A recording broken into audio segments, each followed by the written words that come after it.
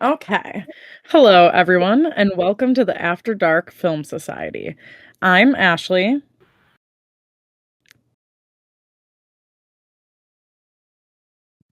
Fuck. B. Okay, I beat. We don't have a solid order. Oh my god. It's the ABC. What do you? We do it in alphabetical order every time, jackass. And Ashley started. It was literally alphabetical this time. Oh no. Listen, it was one sentence. We can restart. We got this. We can go again. Hello, everyone, and welcome to the After Dark Film Society. I'm Ashley. I'm B. I'm Chloe. Sunny. I got it. Yeah, we got this. Okay, well, this week we're going to be diving into two very different coming-of-age films. One of them is whimsy and fun, made for the magical world of Disney, and the other was nearly scrapped and then funded by our beloved Robert Sean Leonard, that after watching it makes you question if it was even worth the investment. Starting with the baby Dylan Kussman in the 1986 ABC Sunday release The Brat Patrol, we have a group of kids easily categorized with the 80s style of The Goonies, Stand By Me, and more. Brat, meaning born, raised, and trapped, a group of military family kids uncover a plot to steal base equipment. Being the troublemakers on base, no one believes their claims, so they have to take things into their own hands. I personally I enjoy this film. I feel like I've watched it enough times and we've talked about it enough times that I've become quite fond of it. I definitely think it's one of our more classic ones.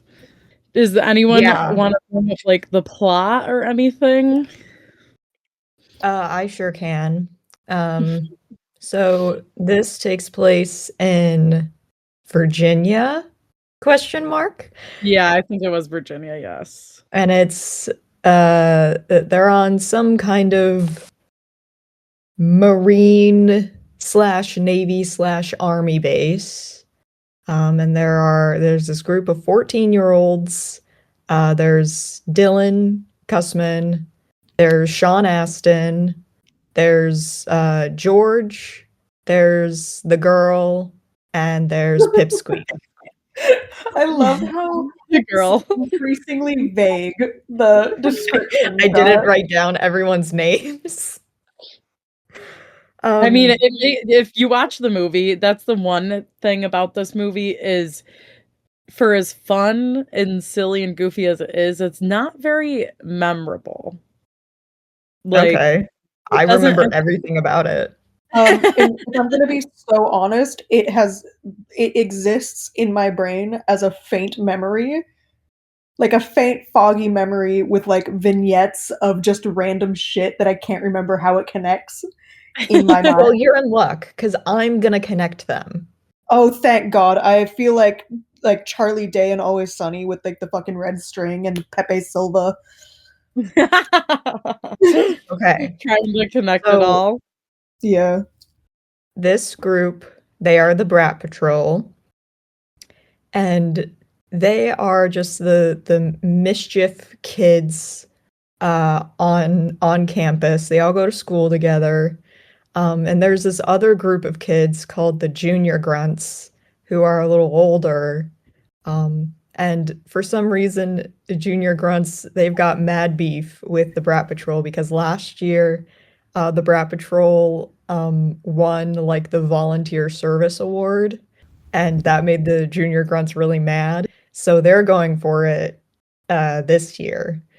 But the thing is like, even though they won that award, the Brat Patrol, they don't really have the privileges of the Junior Grunts. They have their own hideout, but it is a hideout.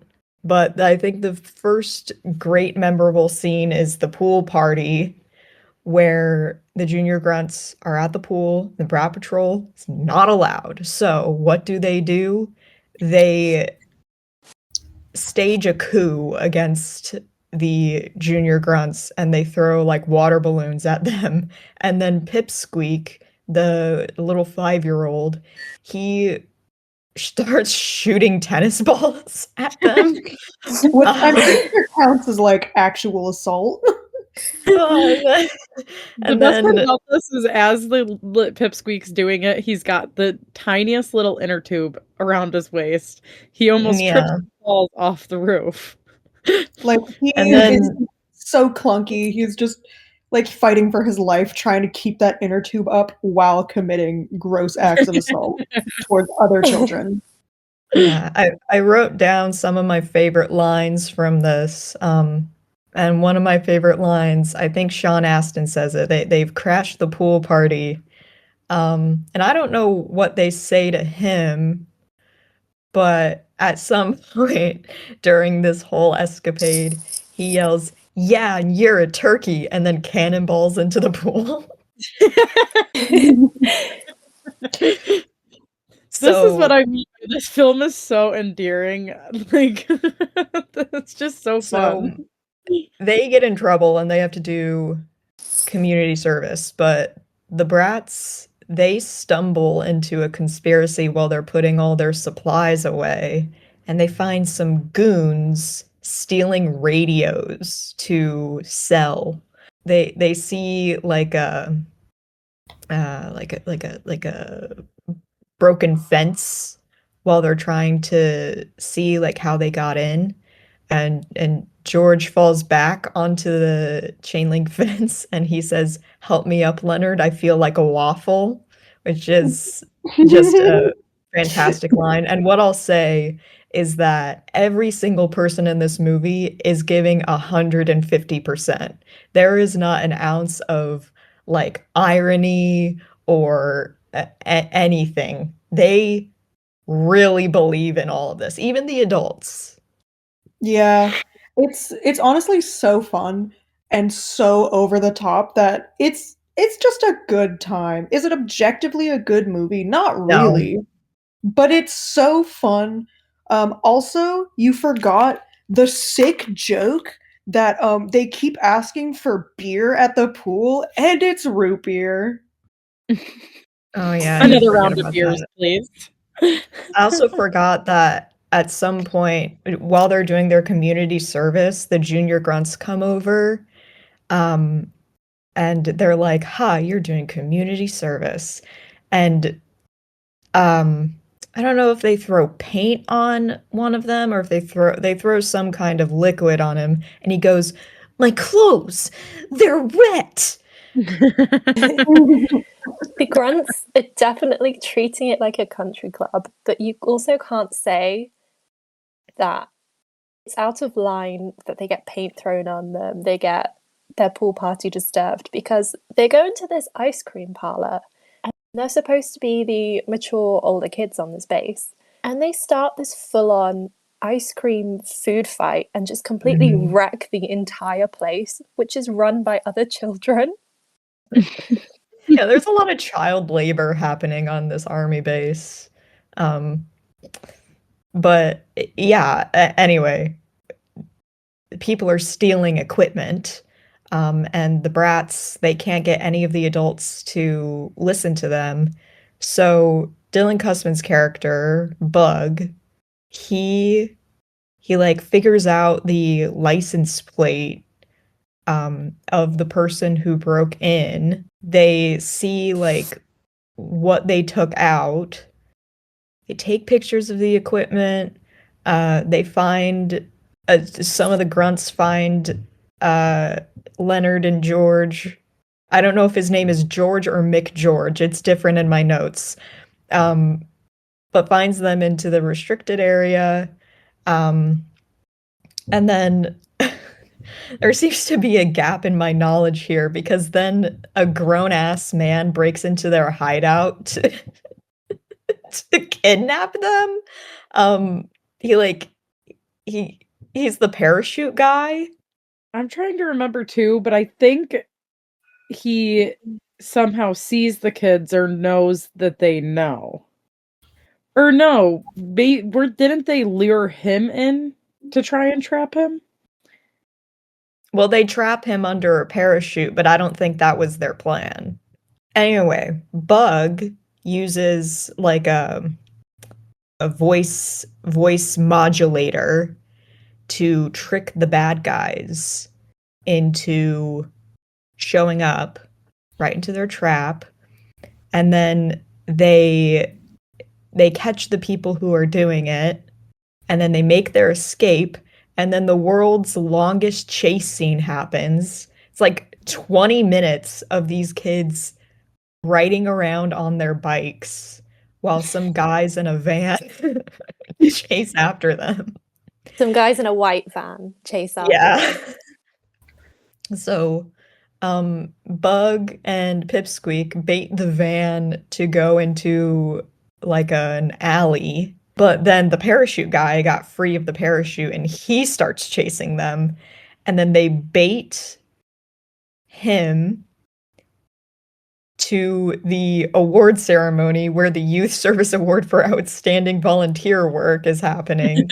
And the Secretary of the U.S. Marines, who's John Quaid, is like, wow, you guys stopped terrorism. And they bring them to the van and they win the Youth Service Award for stopping terrorism. And then Sean Astin gives this speech about like being yourself. The movie's over. Well, one thing we missed that we definitely have to go over is the Morse code blinking. Oh god. Which is probably one of the more jarring parts of the film, only because they don't really establish that this is something that they do. They just start doing it and you have to catch on. I don't know what you're talking about. They have the blinking sound effect noise, the dink, dink, dink, dink, so you know they're blinking. But these kids are communicating with each other through Morse code by blinking, like hardly, I guess is the word you could use. Like they're obviously making it exaggerated so you can understand. And every time they, like Sunny said, they put the little like ding ding over their eyes. Do they do that in the warehouse? You know, when they use the voice modulator? Because they're like three kids in a trench coat pretending to be this adult. Are they Morse code blinking in the dark? Yeah. I don't know if they do it there, but they definitely do it in their hideout. I mean, if it's in the dark, it's fine because they can tell when they're blinking by the sound. Yeah, by the sound of their blinking. Obviously. Yeah, the musical cues in this are, I mean, it's your classic Disney like rousing score, especially like during the chase scene. They just don't do them like that anymore, where like the music like actually tells the story as the story is happening. So they have like the stuff. It's great. Yeah, it's everything you would expect for like this was a television released movie. This was a thing they would like. This was DComs before DComs were a thing. For those And not in the know, can you explain the DCOM acronym? Disney yeah, Channel Disney original Channel movie. yes. So So like when you before think of High School Musical or Lemonade Mouth, Teen Beach Movie, Minutemen, like before those were famous, you had your ABC Sunday release movie, which is one of these, and it's everything you would expect from that. It lives up to the bar it set for itself. There's one thing I do want to bring up though. Am I just forgetting the movie? But the cover, right? Who was the random like blonde woman on the cover? no one knows. Literally Look, no one. we've known about this movie for a long time, and we have not been able to figure out who that lady is. The I mean, only they cut thing off Pipsqueak to fit her in, and who is she? The only thing I can think of is the behind the scenes photo that they were like, oh shit, we never took a cover photo for the movie and they just had to use what they had, would be my only thought process, I guess. She's the And makeup also, artist. I would recommend to anybody to look at the cover for this movie because Sean Astin's face on the cover is so jarring. He looks like he's a corpse being like given the full Weekend at Bernie's treatment. Like, it's so They're weird. just holding him up. Yeah. And we don't know who that blonde woman is, so. I mean, we're not getting into Lion's Den just yet, but like their cover's kind of the same thing too. Like I feel like they afterwards they were like, "Oh shit. Gotta use We need to whatever take we a picture. got." Damn, we forgot to take a picture for the movie. But I guess we're talking about this movie because this was one of Dylan Kussman's very first movies, if not his very first movie. He's like 15 in this. I mean, he's young. Like Um, when you look at him, you know he hasn't quite hit puberty yet. Like it's like he is, borderline there. he is 3 apples tall, but he's real. I mean, I think the fun thing about his character is that he's kind of like he does all the technological stuff, you know. He's the one who figures out which van it is that's stealing the equipment. He makes the voice modulator. He like he in the beginning it shows that he has all of these contraptions set up in his house to like make his morning routine quicker. Like he has his toothbrush taped taped up so that he doesn't have to hold it and he can just stand with his teeth bared and it'll just brush his teeth. Yeah, he's very much like the backbone of this movie in the sense of like none of it would be possible without him. He's the only one actually putting in real work and Yeah, making a well, plan, which is funny because Sean Astin's technically the main character and he should be like the ringleader, you know? But really, without Dylan's character, there is no movie. because George and the girl, they do jack fucking shit to help the plan. They're just there. They're just hanging out. They're there for the vibes.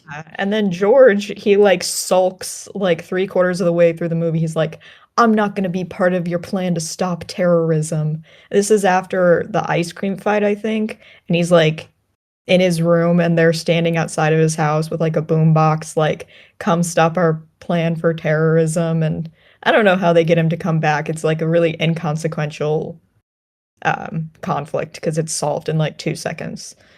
I think this movie is I've definitely come around on it as well. I remember the first time we watched it, I was like, this movie's fucking stupid. Um, but I have watched it a few times since then, and I kind of just appreciate it for what it is. It's a TV movie for Disney, so like the bar is pretty low. Um, but like I do appreciate that it seems like the effort was pretty equally spread out. Like sometimes you watch these like Disney Channel or old Disney movies and like especially the like parent actors or the older actors, you can tell that they're just like phoning it in, but like these these grown-ups were not phoning it in. They were giving it 150% and like you got to respect that, you know? Also respect how of its time the movie is, because Mhm. you just can't get kids riding around in the wilderness on bikes and stopping terrorism anymore. Like those parents, they wouldn't be going, "Oh yeah, you're making up stories again. We'll have to separate you if you continue this behavior." No, they would be moving. They would be taking their kids out of there. Well, Just you so can't have that anymore. you're right because I mean this is a pre 9/11 America. Nowadays, if you had, some jackass kid come to you, you live on an army base and you're like, "Hey, I think someone is trying to sell equipment to do terrorism." They're like locking down the fucking state. Like it doesn't like they're not even going to question if the kid is lying. They're just going to assume it's true because they can't risk is something like that happening. And so for them to be like, "Oh, you kids are just lying for attention." Like it's yeah, it's definitely this was definitely a movie you can't do now. I think also just, I mean, not to not to get political or anything, but I don't really think you'd be able to get away with the kind of naive patriotism that happens in this, just because it's like we're the Marines and we love America and we love freedom. And you could probably do something like that, but there you would have to add the nuance of like, all the stuff that America does. And They're not sending 5-year-olds on bikes to investigate crimes anymore. well, Yeah, that's the exactly. thing. Well, what makes a different take on what Sunny is saying too is this movie also is like pre-cell phones and technology and social media and stuff like that. So like kids don't even behave like this anymore nowadays. Like it is very rare to see kids actually just hanging out and like making hideout and speaking to each other with Morse code or whatever insane stuff they're doing. So I think that's another reason that makes this movie kind of fun is because it's a little bit of a lost art in the sense like my sister doesn't behave like that and she's the same age as they are in this movie. Yeah, kids don't go out on their bikes and stop terrorism like they used to. Yeah, literally. Like, No. but It's no, just- like as we're making jokes about it though, like when I was a kid, that's what like me and my cousin Wake would be doing is we would be You'd be pretending we were stopping terrorism. spies. Yeah, No, yeah, playing we'd be pretending we spies. were spies and we would take down like the bad guy and we were like a power spy duo. And I remember we named the guy like McGregor and we would pretend that he would like try to attack like the US like bombs and shit and we were taking him down. Like Wow. Wow. it's My a real spy games movie. were a lot more low stakes than bombing the US. Yeah, I was very much like we would play house and our porches would be our houses and we would have imaginary pets. Or I mean we also just played like hide and seek tag like Yeah. regular people. Well, trust me, we were doing those things too, but we did have a spy game with a bad guy named McGregor. That's really funny. But yeah, so I mean, obviously in this movie it's considered real terrorism they're taking out, but hey, close enough. Yeah. I don't know. The movie's fun and sweet, and I was excited when we found it because it's Sean Astin, and like, yes, we're talking about it because of Dylan Kussman, but I'm a big fan of Sean Astin, and this movie was so like buried that I've been a Sean Astin fan for years and never even knew this movie existed. Like, this is how like forgotten in time this movie is. But if you're interested in watching it, is on YouTube for free and it's gonna be a good time. So any listeners want to watch, we Yeah. definitely recommend. Yeah, for sure. Any other fun plot points we want to discuss before we go on to the messier part of this? Double check my notes. Yeah, we did the lady on the poster. Oh, this is a fun line. To and from Leonard, which is Sean Astin's character, someone says, "You're real cute, Leonard," and he says, "You can thank my parents for that." Talking There's like, a I lot mean, of good I say what one-liners in 12-year-old, most 12-year-olds are talking like that. The kids are witty. They don't just yell 6, 7 and run away in this movie. Like, Yeah, They literally. don't just say skibbity toilet. They have actual jokes. This was when kids Um, were actually funny without the help of brain rot and the internet. mhm. Yeah, I mean that's all I have. So I'm ready. Uh, am I emotionally ready to move on though? Because we're having so much Yeah. fun talking about this movie. And like you have to steel yourself emotionally to even think about the next movie on our docket. Uh-huh. Uh-huh. I think we're ready. This will be the last time we have to face the den. don't jinx Oh. it. We're working with a Kennedy level curse here. Yeah. Sunny, do you have any first lines you wanna present Yes. to us? I'm really glad you're giving me this opportunity. I just want to say, like, we come on this podcast and like we just want to have fun. Like we just want to talk about the movies. We don't, sometimes we'll get into little stories, that happen outside of the movie or we'll talk about, our experience watching the movie. But when it comes to the personal lives of the actors and stuff, it's like that's not really our business and I don't really care. And so, we'll just keep what we think to ourselves. That said, this next movie was written, directed, and starred Bryan Singer, who some of you may know, he directed some of the X-Men movies. And also The Um, Usual Suspects. and he started directing Bohemian Rhapsody and then he like just stopped showing up. But he did many other things that, just look him up and you'll see it. And all I want to say, with peace and love, I hope Bryan Singer gets hit by a bus. Very that, very that. I feel like that's the general consensus, at least among us. Don't know how. I don't wish death on many people, but he is one of the people who I'm like, if he just fell off a cliff, I'd be pretty pleased with that.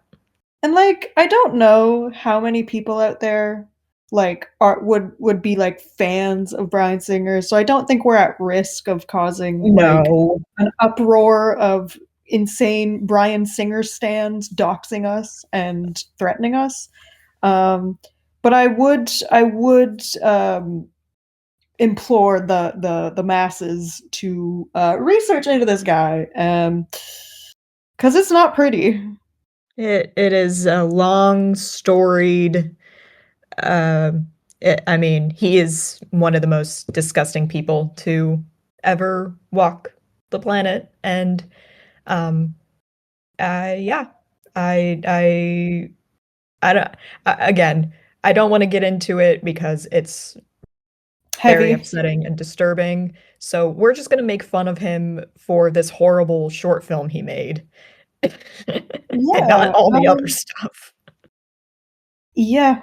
So now that we've gotten that elephant in the room out of the way, we're gonna talk about the 1988 smash hit, big in the lost media community, short film called The Lion's Den.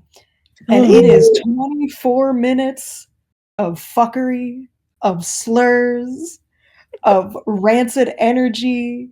It's 24 minutes too long. Yeah. So it's basically, to sum it up in like shorter than the movie is, it's about a group of friends who reconnect after their first semester of college, and apparently they all hate each other. Um, you would think they had gone through an actual war by how different they are, apparently, after high school, after one semester. And they all pursue different things. They're all doing different things. And then they reunite for this dinner, and Shit fights. happens. Shit happens. Fights happen. Slurs, once again. A They do gun. happen. Gun. Yeah, so I think the friends' names are, there's Michael, who's played by Bryan Singer, Chris, who's played by Ethan Hawke, Kyle, who was played by Dylan Kussman, Mhm. Dean, I can't remember the actor's name, but he's there, and then Darren, I think. And glasses. Darren has the glasses, and he's really tiny. He is 3 apples tall. He is just 3 apples tall. He's just a girl, okay? And so Kyle, Dylan Kussman, is going to university, I believe, and he joined a frat. So he is like a frat boy now.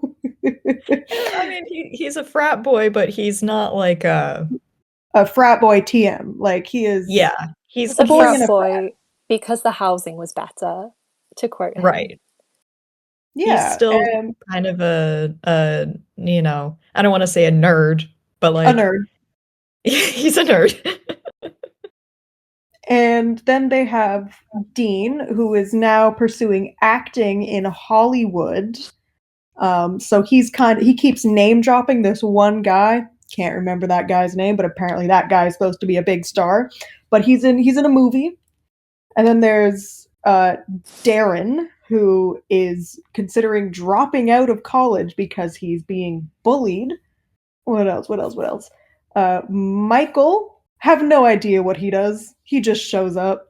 Yeah, he's just there. Don't worry about And him. Chris, who was played by Ethan Hawke, and he is a security guard at a mall. And he Yeah. apparently hates everyone's guts because he doesn't have a nice thing to say to anybody the entire 24 minutes. Although I feel like Sunny would like to drop the best line of the movie for us. Do I sense jealousy? Do I sense fuck you? Best line in the entire movie. There are many lines to choose from, such as, yeah, I found this 24-year-old single mom of two, and I've been nailing her consistently for 2 weeks. No, we don't tip cows.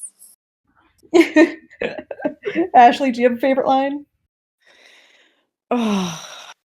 I don't know. I mean, this movie I try to push out of my brain as much as possible, but the thing is I think I'm permanently stuck at this table with these boys, and there's just no leaving. There's no escape. I'm But- still at the restaurant. Literally. We're like that photo of the boys that this poor dino owner just can't It's get like- rid of. It's Like, our take it, please.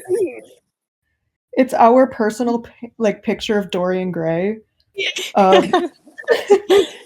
They all fucking hate each other, is what we gather. Like, Chris, he keeps insulting everyone because he is so bitter, and he also has a gun, which is kind of funny because I don't know if you know this, guys, but he does drop a very important rule about guns. Does anyone remember that rule? Don't drop the gun. You never, ever drop a gun. Drop a gun. Which I don't know if you guys knew that, but whoo-wee, I sure did not, and I feel better for knowing it. The thing about that line, the best part about him being so mad about this and like yelling at them and being like, you never drop a gun, is I have never seen anybody handle a weapon more incorrectly than Ethan Hawke with this gun in the whole movie. Yeah. and about that line is he's saying it to Darren, who he hands the gun to. It's not loaded. And he is kind of fidgeting with it, and he like drops it half an inch onto the table. And then Ethan is like, how dare you? You never drop a gun. It's like, dude, he didn't mean to drop the gun. It's not like he threw it. He just pulled this gun out of his waistband, which is like the number one rule when it comes to guns, loaded or not, to not put it in any direction of like your junk, or you'll shoot it. Yeah. That And is it was real loaded issue. at that point. Yeah, no, and he's got it in his fucking waistband. Like, dude, one bump and you're losing your dick. Like, that's just the way it's going. Yeah, it's interesting. And then also, Chris berates Darren for not having sex with a girl they tried to set him up with. And then he immediately, okay, to clarify, I am a gay person. I am a lesbian. So I feel like I can say the words that he says. But let's keep it to a minimum, but yeah. yeah. He keeps calling him a faggot. Keeps Which is dropping the not F-word. funny. Um, But and I forgot that he said it so much that like I knew it was coming when I was rewatching it. Of it. Like, Pardon? take a shot every time he says it, and you're not walking home. You're done. 20% of the words in this movie are the F slur. And then Darren goes off to the washroom and he cries in a stall. And I don't know who the mic operator was in this scene, but you can barely make out that he's telling Michael that he wants to drop out of college because people keep bullying him for being queer. And they wrote a song, apparently, and all you can hear is a song, go home, little faggot. It is unintentionally the funniest thing I have ever seen in my life because it is just so bizarre. It On is the so, toilet. and like the camera angle is like from a kind of above him, so you can't even see his face.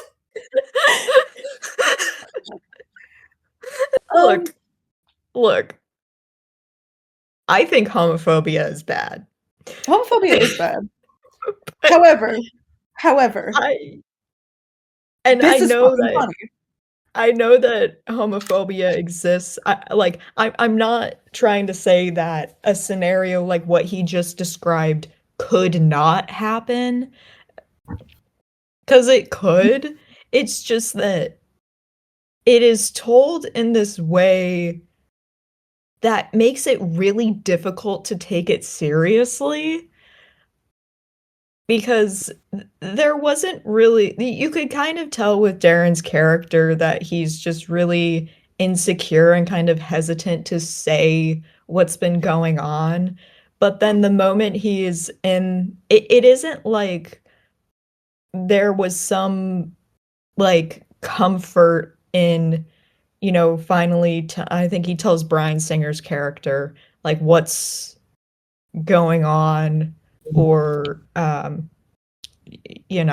and again, what he's saying isn't funny, but it just feels like a parody of itself. It feels like an SNL skit. Like Like, it and is so they have bizarre. this musical cue with like the swelling like Law and Order fucking like reveal music. It doesn't feel like I can't fucking take this seriously, because anyway. Chloe, do you remember the second line of the song that I guess the other kids at uni wrote about Darren? It went something something, lots of sobbing. You feminine clown. Which, honestly, a bar. That is a bar.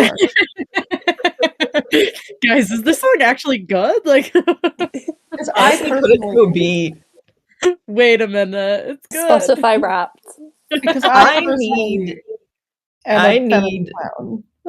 I need all drag queens in the world to fucking like tuck up. I need a cover. I need a lip sync. I need a recreation of this scene. It is so. I think it is the shining beacon of this film.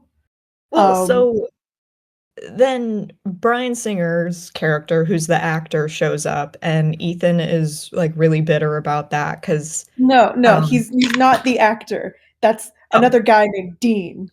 We don't know what Bryan Singer's character does.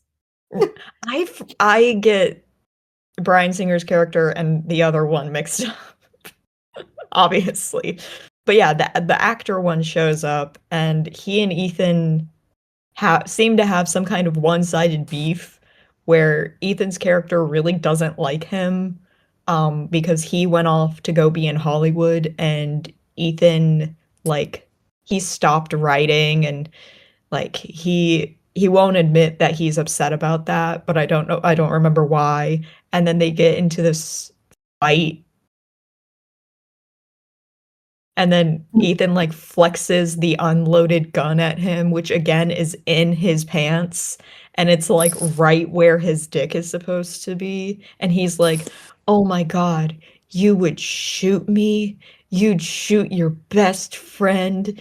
And then um Darren and the other one, Bryan Singer, come out of the bathroom, and they're like, we're gonna leave. The vibes And here are then bad. the vibes here are really bad. And then Ethan is like, Darren, I'm sorry I called you the F slur. Can I crash on your couch? And then they just leave, and Michael like stays behind for a second, and the waitress who has been like permitting all of this behavior to happen in the party room, the waitress who is played by Dylan Kussman's mom, she has this like weird framed picture of this friend group in the restaurant, like they're the Pope, like hung up in a booth, and she's like, "Here, take this, and everything's gonna be fine. You guys just need to talk to each other. Just it's gonna be okay." And then the movie's over. Like, what the fuck are we doing here?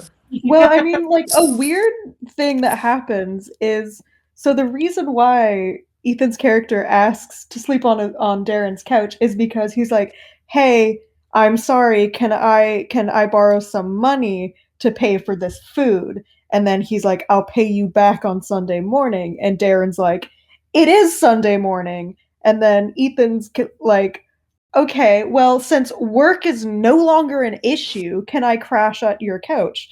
Or crash out on your couch. And then he's like, sure. And so he's implying that he's probably fired. And then 2 seconds later, he's like, hey, if you don't go back to college, you can get a job with me as a security guard. So do we have the job or not, guys? Do we have the job or not? I mean, he shouldn't have gotten the job in the first place.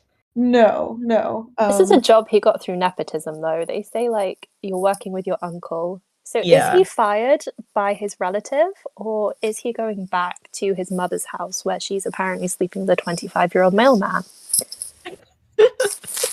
I think like, there are so many questions to be answered by the end of this. And it's actually kind of painful to think about. Because this movie, if you think about it too long, it will deal psychic damage.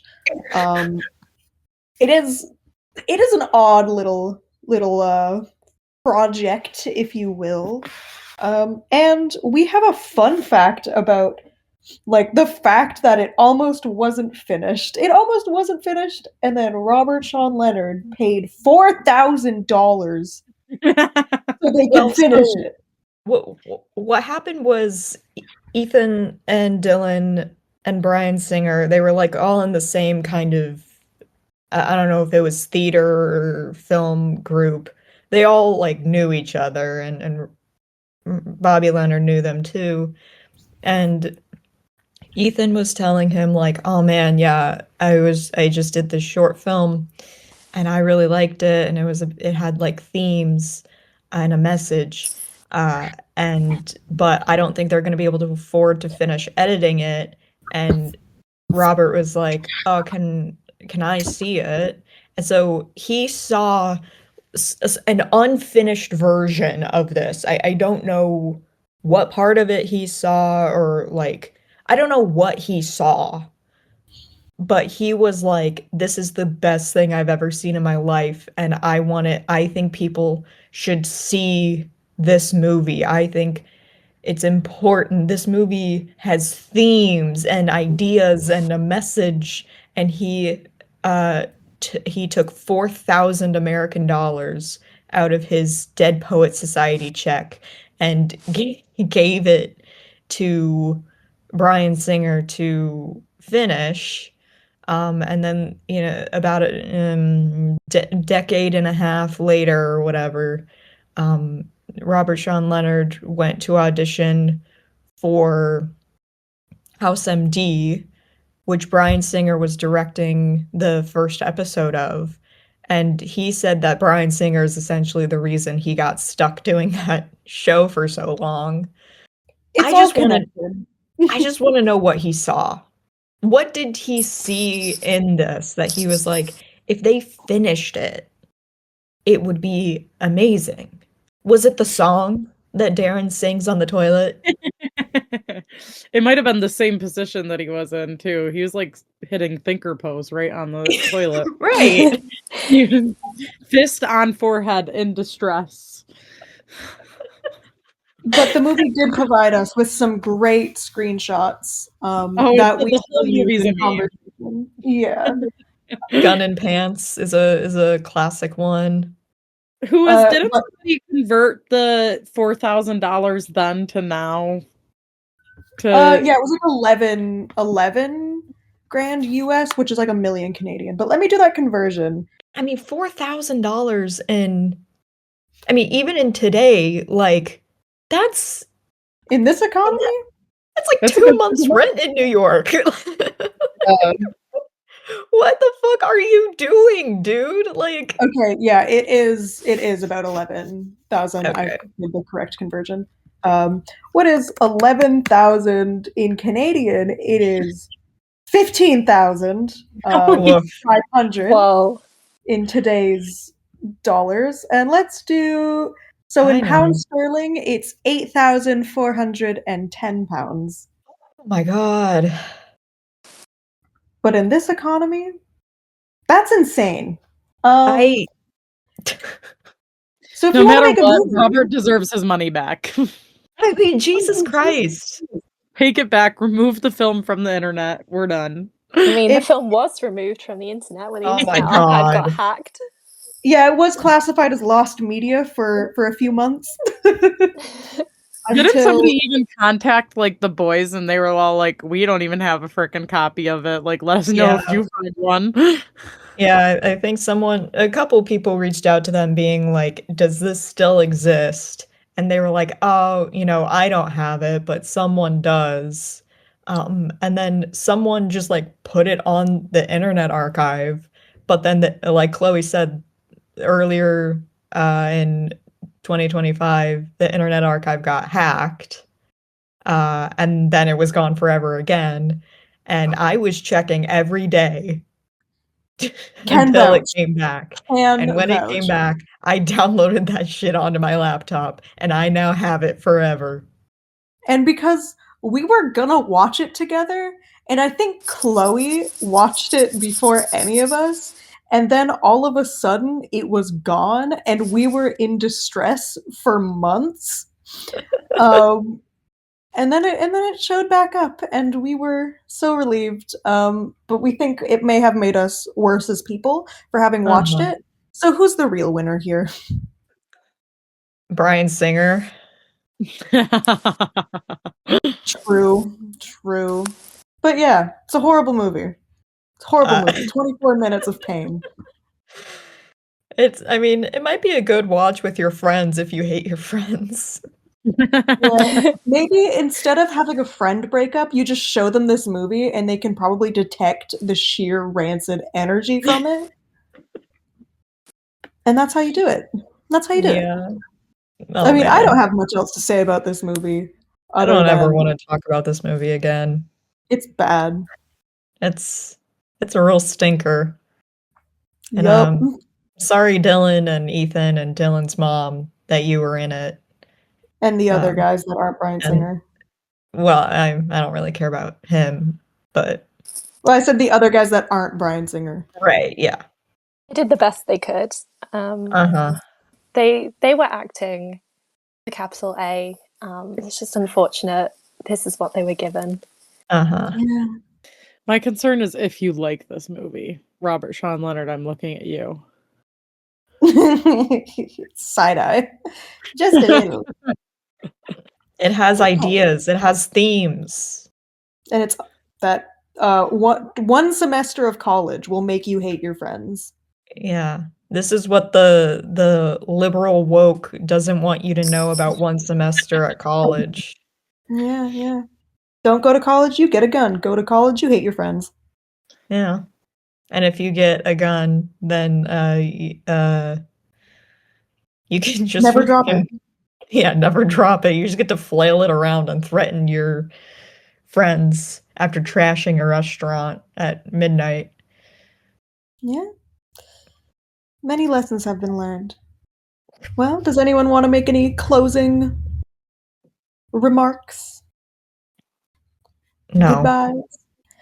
Okay, well, I guess it's up to me then, you negative Nancys. Thank you for sticking along with us during these two very, very interesting films. Interesting with an asterisk. Brat Patrol, it's a good time. It's camp, not a good movie. Lion's Den, it's not a good time. It's not a good movie. It is not camp. And that's it. All right. Well, thank you for listening, and we will see you, hear you, you will hear us next time. Thanks, guys. Thank you. Bye. Bye.